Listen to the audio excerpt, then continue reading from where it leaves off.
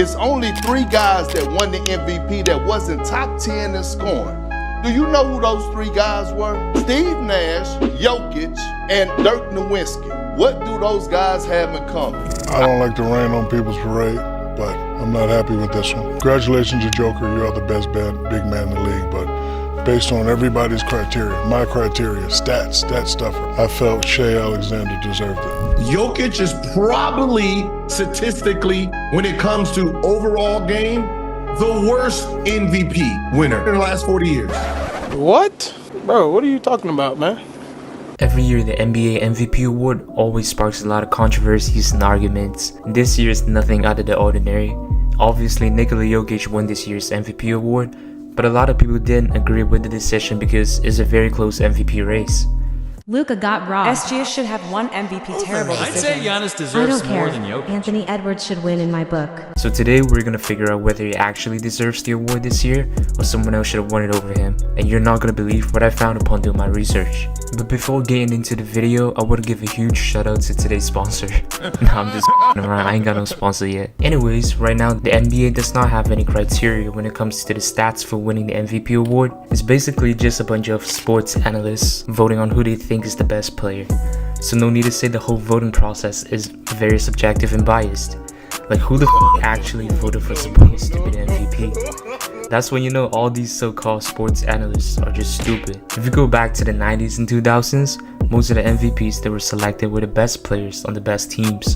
From 1989 to 2016, not a single MVP winner was not in the top 2 seeded team in their respective conference.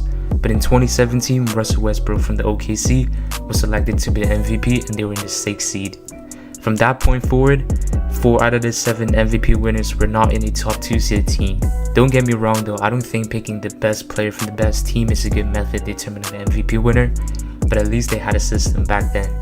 Well, now you might be thinking, if that method is bad and sports analysts are just stupid, then how the f are we supposed to find out the MVP winner? I was scouring the internet doing some research and I came across this one post on Reddit that introduces a more complex and interesting approach to the picking the best player from the best team.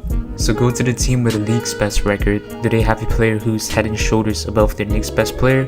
If so, congratulations, you found your MVP. If not, go to the step 3, go to the next highest seed and repeat step 2. Take this year for example, the team with the best record is clearly the Boston Celtics.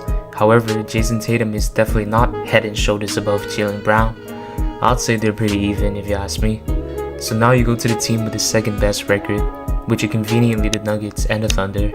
And according to the approach, both SGA and Jokic are way better than their next player on their respective team. And guess what? They finished 1st and 2nd in the MVP voting. But does the seeding matter that much in the MVP voting process though? Yes, but to an extent. Obviously injuries are gonna hinder a team's success. Like the Mavericks, they lost Kyrie due to injury in the middle of the season, and they sort of fucked up their seeding. And sometimes maybe your teammates are just ass. Take 2022 for example, Jokic won his 2nd MVP despite his team being in the 6th seed, but if you look at the rest of the team, the 2nd best player was literally Aaron Gordon, because Jamal Murray was hurt that year, and he only averaged 15 points per game. A lot of people make a strong case for Luka being the MVP this year, because he puts up insane numbers which is similar to 2017 Westbrook. Even Jimmy Highroller, one of the best NBA content creators out here, said this about Luka. What do you call a player who is averaging 34, 9, and 10 a game on 62% true shooting? The face of the NBA? The best basketball player in the world? How about the player who is 4th on the NBA's MVP leaderboard at the moment? Luka is undoubtedly one of the best players in the NBA right now. His impact still isn't great enough to pull his team to get more wins though. The Dallas Mavericks finished 5th in the West this season. If they were to get more wins, I feel like he'll be more validated to win the MVP this year. But what Jimmy also didn't account for is that some of the basic stats nowadays are inflated, such as the referees calling more fouls than ever, which results in players scoring more points. So we shouldn't judge by only looking at the points, rebounds, and assist averages. Instead of using these basic metrics, we should look into a more advanced, geeky type of statistics in order to find out who the real MVP is. And the best way to do it is by looking at individual player impact, because basically that's what being the most valuable player means. Box plus minus estimates a player's contribution to the team when the player is on the court. Player efficiency rating measures a player's per minute productivity. Win shares represents a player's total contribution to the team's success. We're gonna compare the top 3 MVP finalists, Nikola Jokic, SGA, and Luka based on these metrics. I like Tatum and Giannis, but let's be honest, they definitely don't deserve no MVP this year. Jokic leads the league by having the highest BPM, 13.2, followed by Luka 9.9 and Shai 9.0. For the PER, Luka has 28.1, which is way above the league average of 15.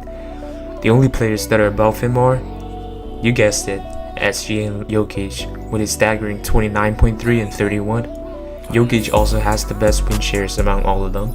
As we can see here, Jokic beats both SGA and Luka on these advanced stats. And I'm not even picking and choosing here. Jokic literally is better than them on every single metric, other than usage rate. But who cares about that, right? So if Jokic is the best in all of these metrics regarding player impact, he clearly deserves to be the MVP winner this year, right? Well, not so fast. Sometimes slowly looking at these stats is not sufficient to figure out who the better player is. There are a lot of important intangibles that might be overlooked when it comes to basketball. Let's play a game here. We have 2 players' stats in the 2016 and 17 season. I want you to tell me who the better player is.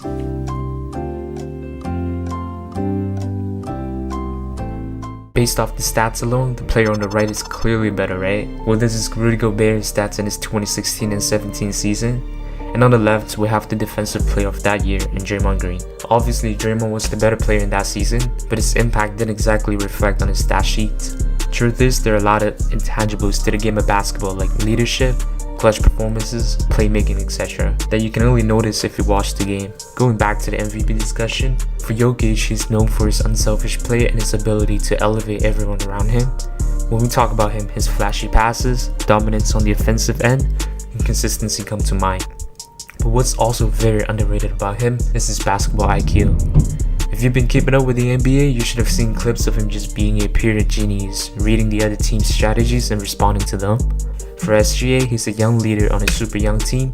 Even though he's not a pass-first guard, his playstyle still inspires and instills confidence in his teammates. And if you don't know by now, Shai's one of the clutchest players in the league right now. He's the second runner-up for the Clutch Player of the Year award. Luka, of course, an offensive juggernaut. I've never seen a player putting up efficient numbers like his since like Harden back in 2018. Just the amount of attention that he draws every time he touches the ball helps create more space on the floor for other players. We can't forget about his playmaking ability as well. He's basically the point guard version of Jokic. With that being said, if you add up all the advanced stats and the intangibles all together, the MVP of this year should be, drumroll please, Nikola Jokic. He just has the whole package. Not only is he better than both Luka and Shai in terms of advanced stats, his intangibles are just as good, if not better than the other 2 finalists. The guy can literally do everything on the court. The only knock you can say about him is maybe his defensive ability and his attitude towards the game of basketball. Because you know, a lot of people have said that he doesn't give a f about the NBA at all, and he only loves his horses. And now you are an NBA champion, Nikola. How does that feel? It's good. It's good.